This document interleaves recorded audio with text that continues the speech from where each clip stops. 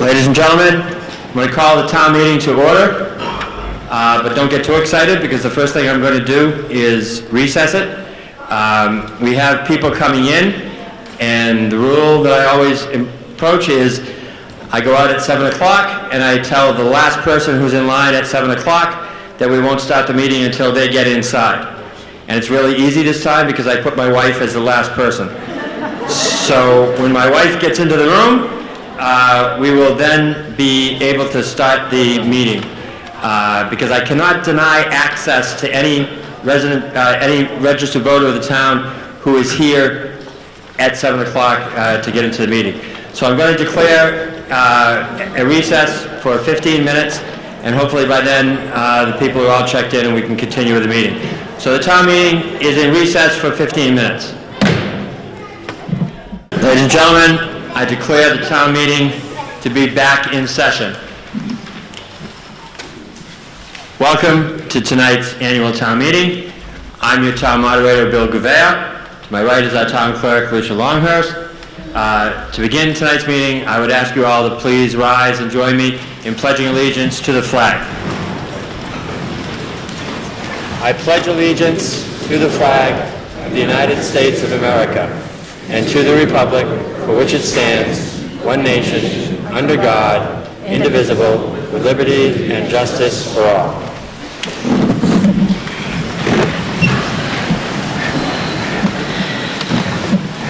Thank you. It's an amazing turnout on a night when there's a Red Sox-Yankees game, a Bruins playoff game, and a Celtics playoff game, all on the same night.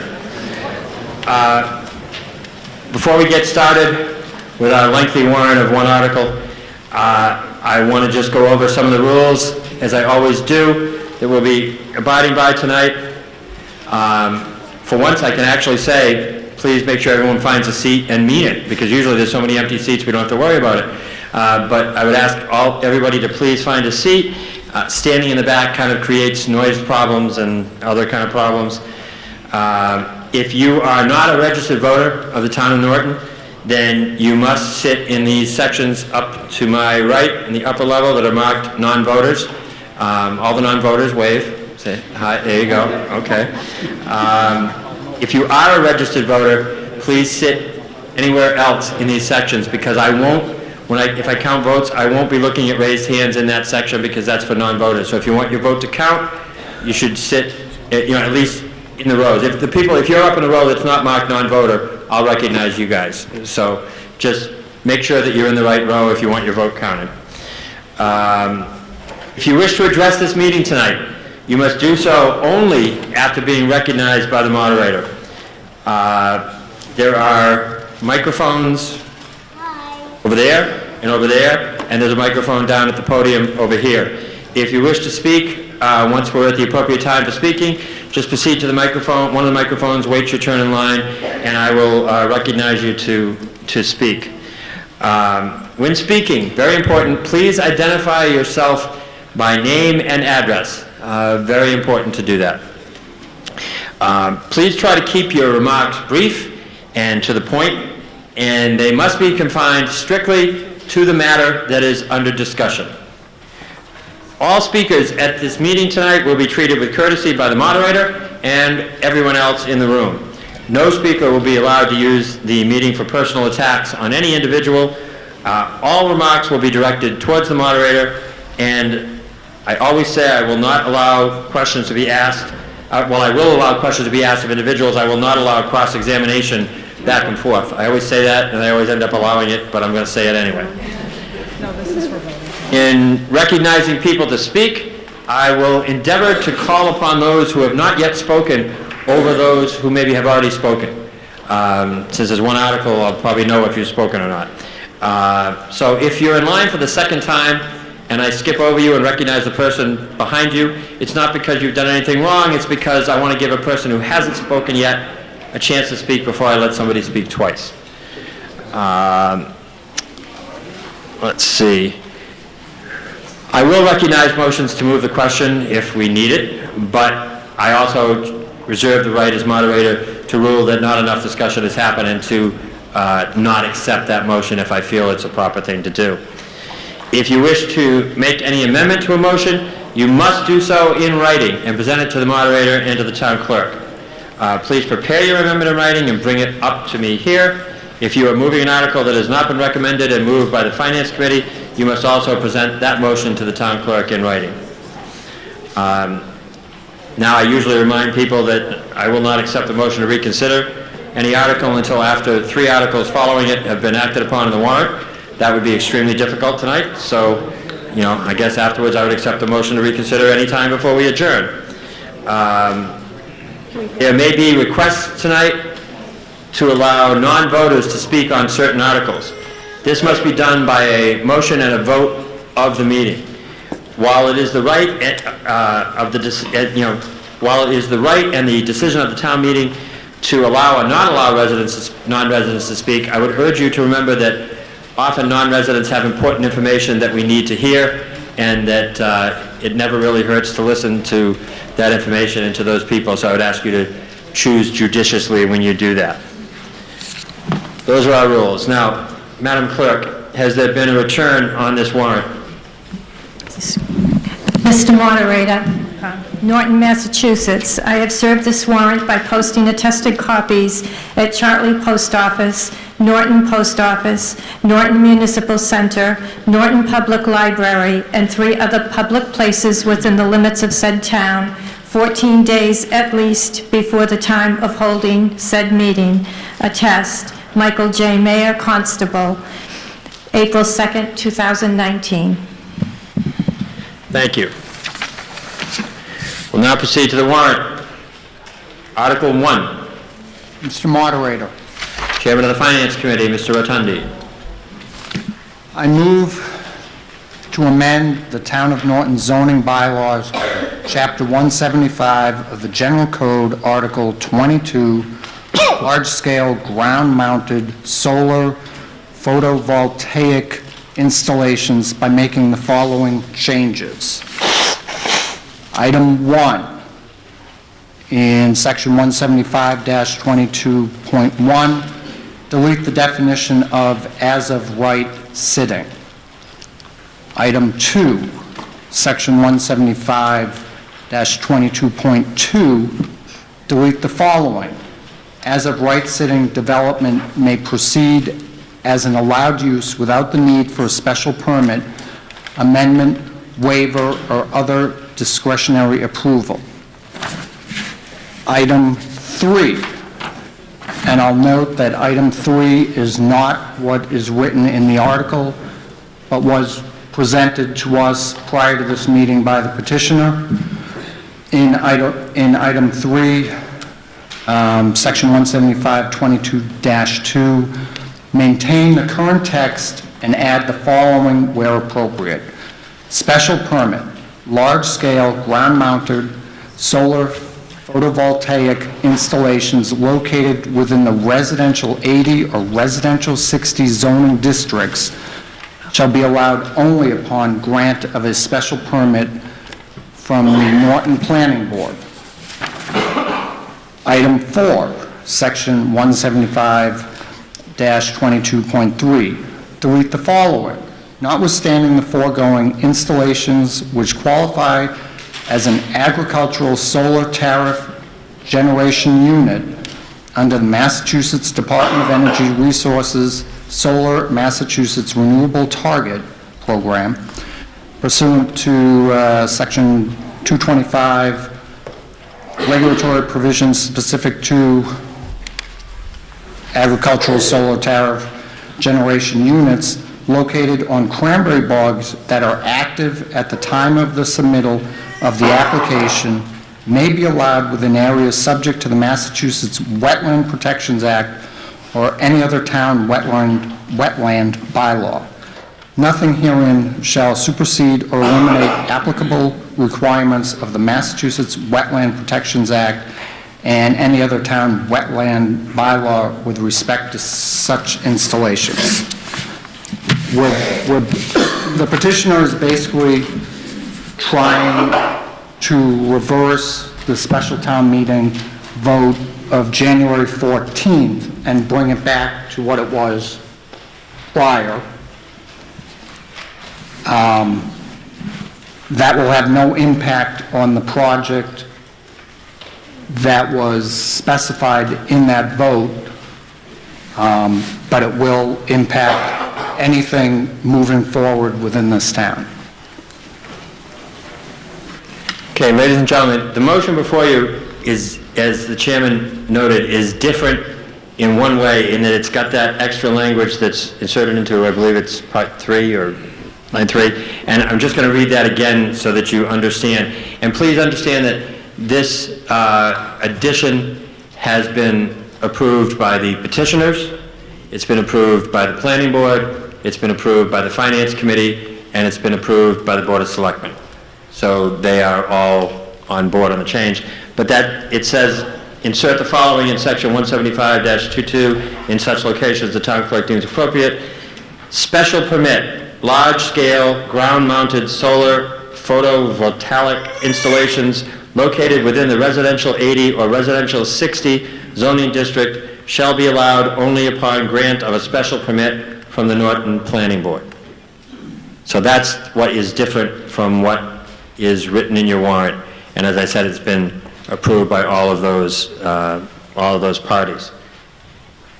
Ladies and gentlemen, this is an attempt to amend the zoning bylaw. It requires a couple of things. When we get to the voting, it will require a 2/3 majority vote for passage. It also requires that I ask the planning board to make a report of their action, because all zoning articles such as this must have a report from the planning board on their action recommendation. So I would ask a representative for the planning board to please come to one of the microphones.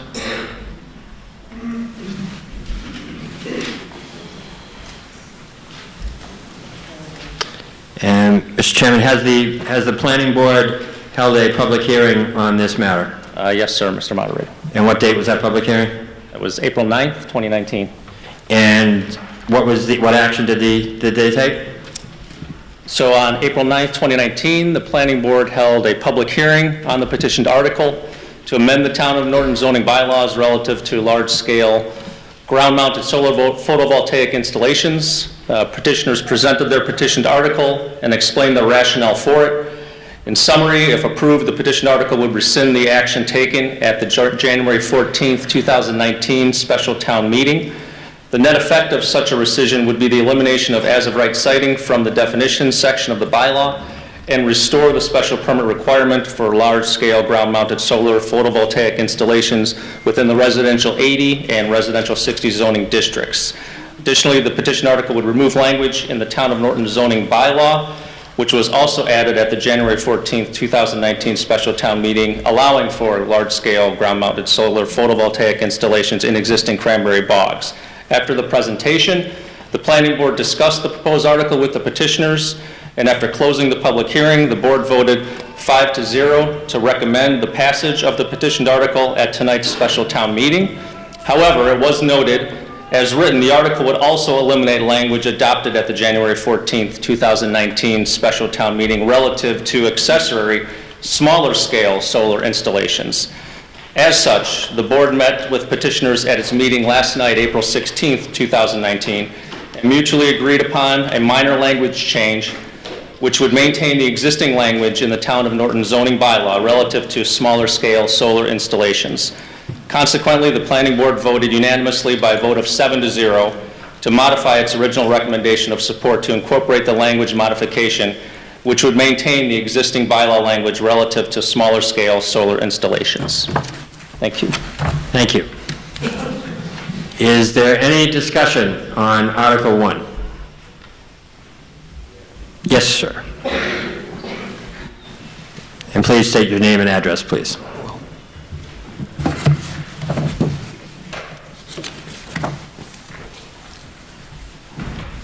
Good evening. My name is Joe Cogliano. My address is 202 Bay Road. I'm one of the petitioners. First of all, I want to thank you all for coming this evening. I know there's a lot of activities that we're all trying to go to after this. I also want to thank the over 200 people that signed the petition to make this possible. The objective tonight is to fix the January 14th large-scale solar bylaw amendment to protect the town until a new bylaw can be proposed at the fall town meeting. I thought it would be helpful to kind of pull this together as, to what happened and why are we here after only 3 or 4 months of another bylaw being proposed. Essentially what happened is that a Colorado solar development company made a proposal to the town for $4 million, $400,000 per year for 20 years to place solar panels over the Phelan Farm cranberry bogs on Bay Road. Initially, it seemed like a good idea. Renewable energy, money for the town, who could say no to that?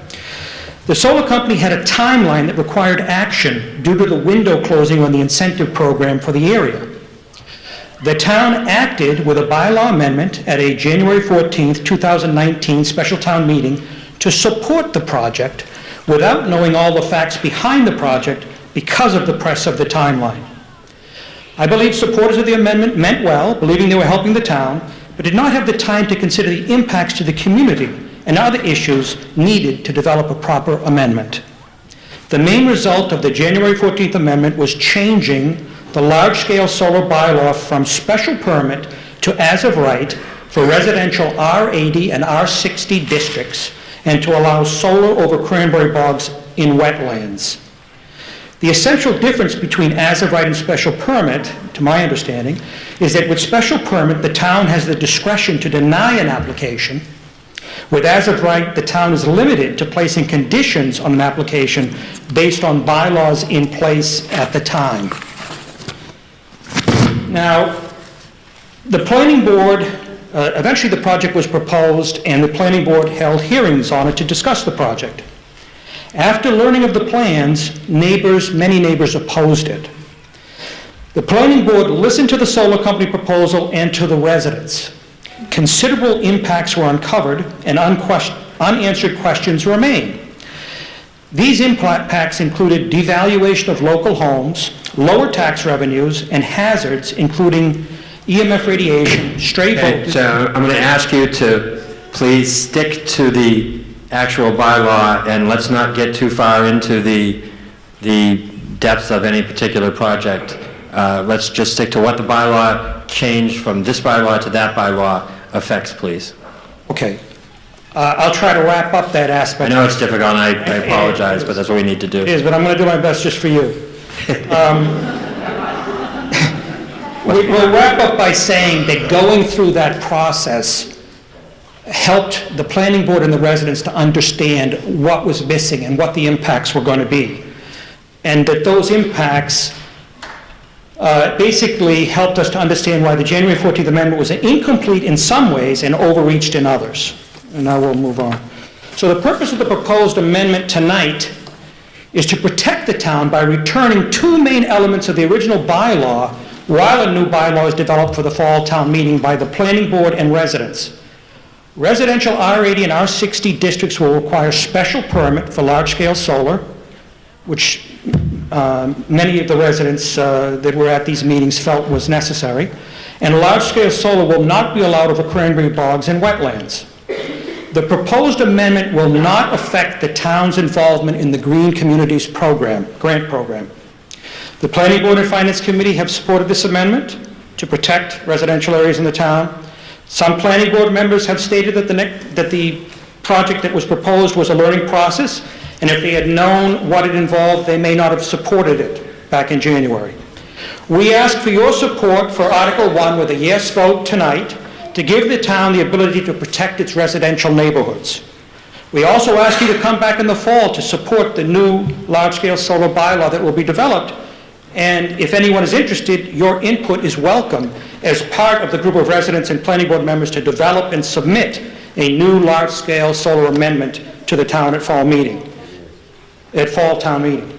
The new amendment will take into account residents' concerns, green communities, a solar future, and address issues raised from the discussion over the Nexsun project. I thank you very much, and I hope you will support this project, support this article by voting yes this evening.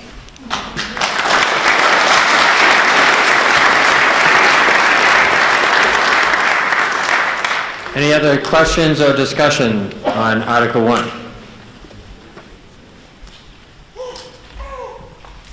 Yes, the little baby in the back. Yeah. That's, no, yeah, quite all right. We're glad to have her.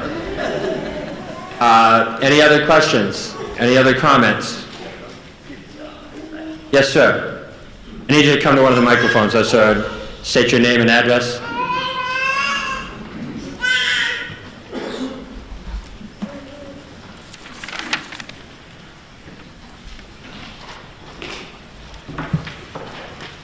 Peter J. Wiggins, 157 Mintz Bay Ave, Trail 43 in Norton, Massachusetts, and also a former resident of Bay Road, and I lived on Bay Road, and today I visited the Bay Road section, and I took a couple of photos and videos of it, and it's time that we vote yes on Article 1.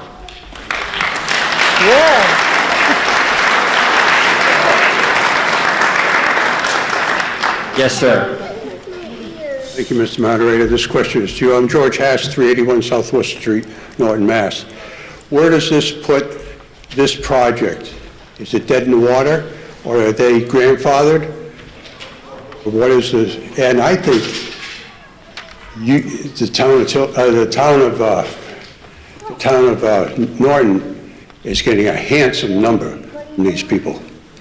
I'm proposing to put a 5 megawatt. Okay, I'm going to interrupt you there, sir, because if I don't let one side talk about it, I can't let the other side talk about it either. But as I understand, and I'm sure town council or somebody will correct me if I'm wrong, there is the possibility of litigation on that project. It has nothing to do with what we're doing here tonight. That remains to be seen, what happens, and I believe it is the opinion of our town council law firm that any action that was taken on a previous thing is grandfathered in under the bylaw as it existed at the time.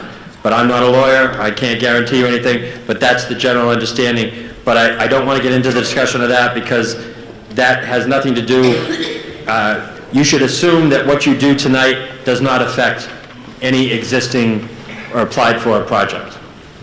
So I hope that answers your question. In other words, this project can go forward. I don't think their status has changed by changing this bylaw. Because Let's put it that way.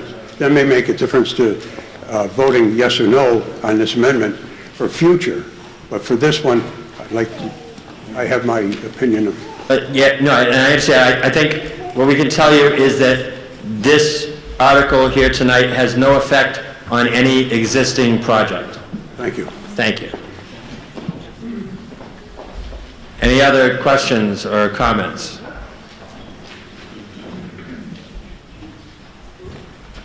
Crowd that knows what it wants to do.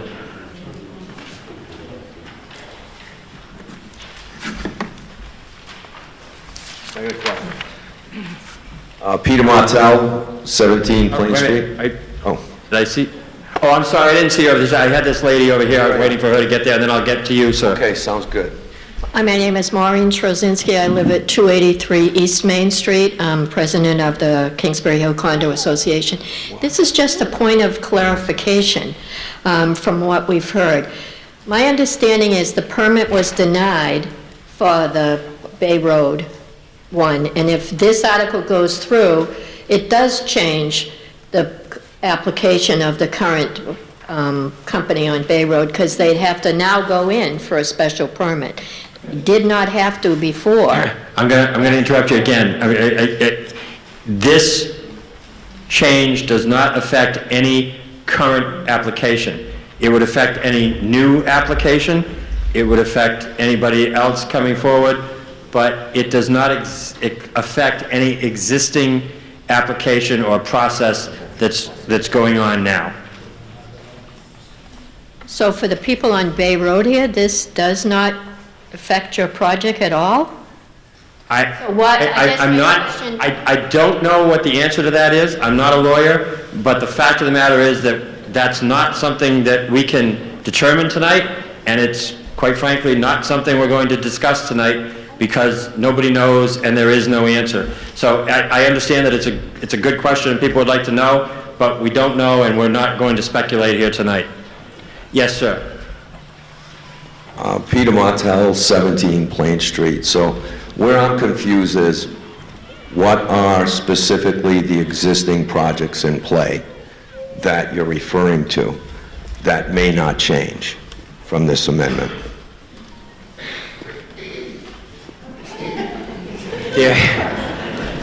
Simple question. I have no idea of if there are any other in the works, but let me have town council take a shot at explaining it. She's probably much better at it than I am. Thank you, Mr. Moderator. Amy Questle, Town Council. There are two projects, 54 Plain Street, is that correct? 54 Plain Street, which was approved by the planning board, and then there is the Fairland Farm site plan approval that was denied by the planning board. So right now, they have a denial. Once that denial is filed with the town clerk, they have some time, they can appeal it. We don't know if they will or not. It's my understanding that they filed an A&R plan with the planning board and the town clerk prior to today's town meeting. I don't actually have confirmation of that, that's what I was told. And if so, then they have frozen the use to whatever the use was allowed prior to this town meeting was frozen for whatever lots have been A&R'd. Those are approval not required lots under Chapter 41, Section 81P. And again, I don't know what the lots are or how that will affect it, but right now, where they're at is they have a denial from the planning board, so they can do nothing without an appeal and prevailing on their appeal. What about 54? Okay, now that we've discussed the thing I said we weren't going to discuss. Is there any questions or comments on the article or the bylaw itself? Yes, sir, did you? I have another question. Sure. Okay. Peter Martell, 17 Plain Street. Thank you for that. 54 Plain Street, is that denied as well? That town council stated the planning board had approved that. Okay. Of course, we're not talking about that one either, but... Yes, ma'am. Hi, Laura Parker, 4 Allen Drive. What I'm struggling with is how did we get to the point where the planning board recommended the change in the bylaw in December at their meeting, we voted on it, and then on April 9th, they essentially reversed their decision by recommending the warrant that's on the article right now, or the article that's on the warrant right now. How did we, if we're not taking into account a specific project, how did we get to that decision? I'm going to ask someone from the planning board if they'd care to respond, but I want to point out, I'm not saying that any specific projects didn't affect that decision.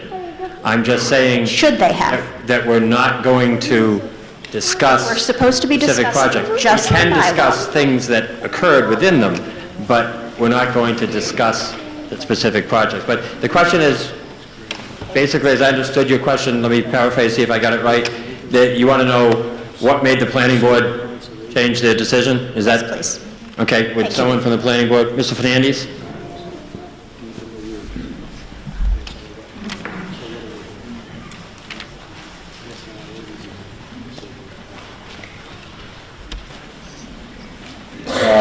Actually, before I answer the question, let's just state for the record that my family owns some acreage that has been approached in times past for a solar facility. I say that because based on that potential for a conflict, and again, what are the odds, 1 in 20? I don't know. I just want to put that out there because it's relevant to answering the question. I did not participate in any of the discussion or didn't move as a member of the planning board the January, whatever the date was, 14th special town meeting, nor did I participate in this. That's why I didn't read the report. But to answer the question,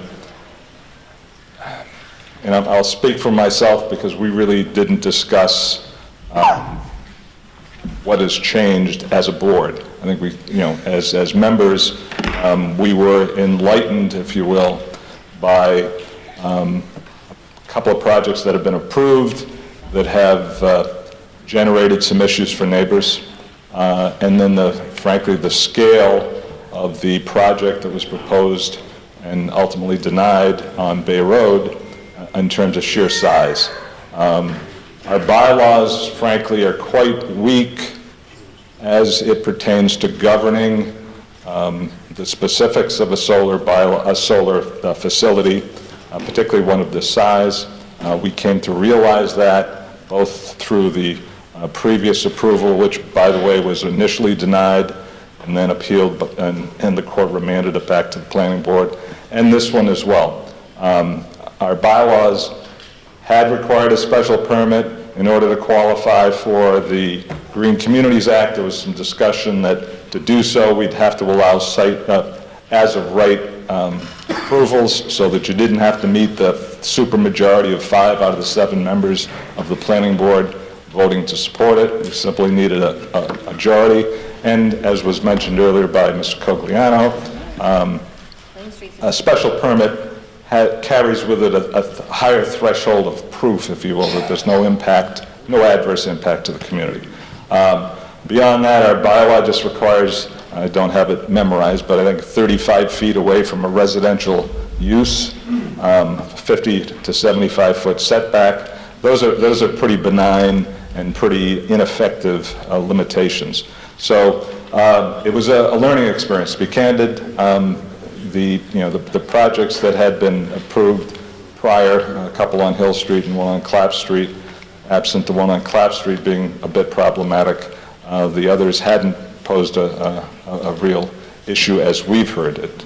There may be other considerations for those people that live in the area, but things have changed since January, most notably the scale of this proposal that was ultimately denied, issues raised by abutters in terms of things that had not been considered back in January, and that may be a long rambling answer, and hopefully it satisfied the question. Thank you. Is there any further discussion or questions on Article 1? Seeing no hands, we'll move to the vote. Ladies and gentlemen, this vote requires a 2/3 majority vote. As moderator, I am empowered through our bylaws to determine in my judgment if there is a 2/3 majority vote. If I am undecided, then I'll ask for a standing vote, and we'll proceed from there. All those in favor of Article 1, please indicate by raising your hands. All those opposed? Article 1 passes by a 2/3 majority vote as declared by the moderator.